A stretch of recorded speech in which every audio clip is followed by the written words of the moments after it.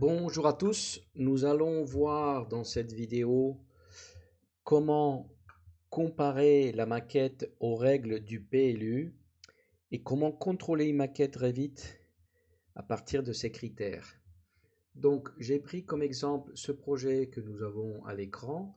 C'est un bâtiment en R+4, 1, 2, 3, 4 et terrasse accessible. C'est un bâtiment qui va accueillir une école de formation de conducteurs de travaux située à Vincennes, aux portes de Paris. Donc, je vais commencer par vous donner un peu le contexte de ce projet et ensuite, on va faire un récap des points essentiels à vérifier dans le PLU parce que c'est un sujet qui est très important.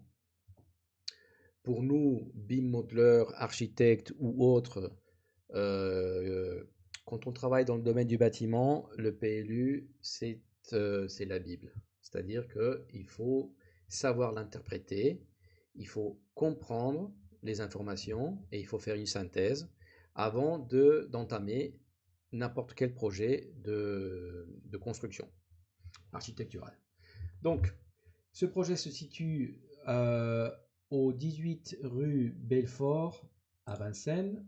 Je vais vous montrer la localisation de ce projet. Ça, c'est une vue Google Maps. Donc, c'est cette parcelle qui se trouve ici à l'angle. Ça, c'est une vieille photo. Donc, ce bâtiment n'existe plus, il a été démoli. Et si je m'approche un tout petit peu, nous allons voir que les photos sont il y a la fermeture du chantier, parce qu'actuellement il y a le chantier. Euh, et ce qui est important ici, c'est vous montrer un peu le contexte du quartier. Donc c'est une zone mixte avec des petits bâtiments en R+3, R+4, voire R+5 les plus grands. Ici, je crois qu'il y a un R+7. 1, 2, 3, 4, 5, 6, 7. Les données, enfin ce qu'on peut voir, c'est que ce bâtiment qui est juste à côté, il a une CI qui rentre dans notre parcelle. Ça, on le verra tout à l'heure. Je vais vous montrer parce que c'est quand même une très forte contrainte lors du contrôle de notre projet. Donc je vais zoomer un tout petit peu et vous verrez les photos actuelles. Donc c'est la fermeture du chantier, enfin de la parcelle. Le chantier il est en cours. Voilà, ça c'est plus ou moins pour vous donner une idée du contexte du quartier qu'on peut voir sur Google Maps. Donc cela dit, j'ai conçu ce projet en fonction du PLU. Alors, on va passer directement au vif du sujet. Mais avant, je vais vous montrer quand même un petit peu de quoi il s'agit ce projet. Alors ça, c'est une vue axonométrique. Je vais vous montrer une vue un peu plus réaliste.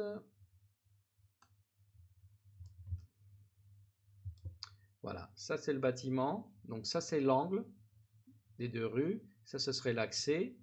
Et il y aura des plateaux qui sont, on va dire, ils sont divisés en salles de cours. Et puis la terrasse, elle est accessible. De l'autre côté, derrière, nous avons des pignons qui sont, on va dire, fermés. Là, c'est la cage d'ascenseur. Ici, c'est la cage d'escalier. Et voilà, il y a des petits détails architecturaux, notamment ici, sur ce côté-là, ce côté droit. J'ai fait des ouvertures, mais j'ai placé un mur pour répondre aux contraintes du PLU. Et je vais vous expliquer ça tout à l'heure. Mais d'abord, on va voir quelles sont les contraintes principales et qu'est-ce qu'on doit regarder quand on entame la lecture du PLU. Parce que le PLU, c'est quand même un document qui fait 300 pages, ça dépend des communes, mais on ne va pas lire les 300 pages ou 400 pages, on va juste lire les chapitres qui correspondent à notre zone. D'accord? La zone UA, la zone UB, la zone A, la zone N, enfin.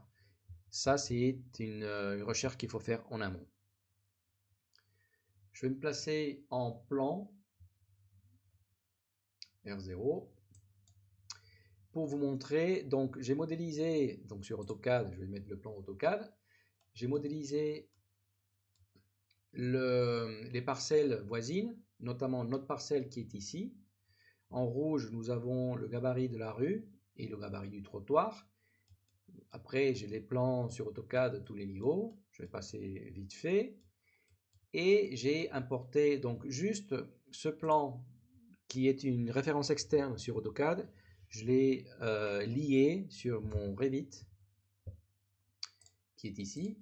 Donc c'est un plan qui est lié, c'est un plan AutoCAD qui s'appelle plan de masse. Voilà. Pour pouvoir implanter notre bâtiment. Alors, on va passer au vif du sujet, qui est les points essentiels du PLU. On y va. Alors, je vous ai fait un petit récap de ce que je considère les données les plus importantes, les données essentielles pour tout projet architectural, que ce soit avant de concevoir le projet ou que ce soit pour vérifier la conformité, ce qui est notre cas. Donc, comme je vous ai dit, il faut déjà repérer la zone où se trouve le projet, soit la zone U, AU, A, N, etc. Je vais zoomer un tout petit peu pour qu'on voit un peu mieux. Voilà. Éventuellement, repérer la sous-zone et les destinations autorisées. Destination et sous-destination, est-ce que c'est de l'habitation, est-ce que c'est du commerce, est-ce que c'est des bureaux qui sont interdits ou pas, la compatibilité du projet avec la destination autorisée, etc. Troisième chose très importante, l'implantation par rapport aux limites séparatives. Moi je dirais que c'est le chapitre le plus important avec la hauteur du bâtiment, la hauteur autorisée. Donc le point 3 nous parle de l'implantation par rapport aux limites séparatives, par rapport à l'alignement ou les retraits, des reculs par rapport aux limites séparatives, les règles spécifiques côté rue, côté jardin et côté fond de parcelle. Alors, toutes les communes n'ont pas les mêmes règles. Tout va dépendre si il s'agit d'un PLU ou d'un PLUI, c'est-à-dire plan local d'urbanisme intracommunautaire.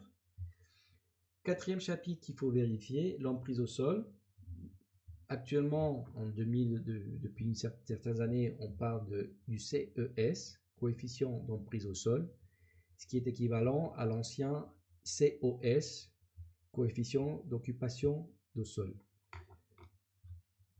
Emprise maximale autorisée, donc mode de calcul précisé dans le règlement, cas particulier, etc. Cinquième point très important avec l'implantation et l'emprise au sol, la hauteur maximale autorisée et le mode de mesure, parce que parfois c'est indiqué à l'égout, parfois c'est indiqué au faîtage ou les deux, et les différences selon l'implantation ou type de toiture.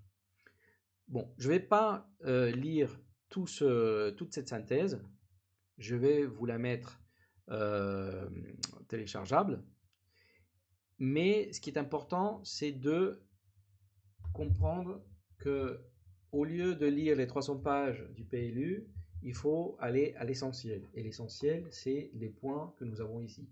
Zonage, destination, implantation, emprise au sol, hauteur, volume et gabarit.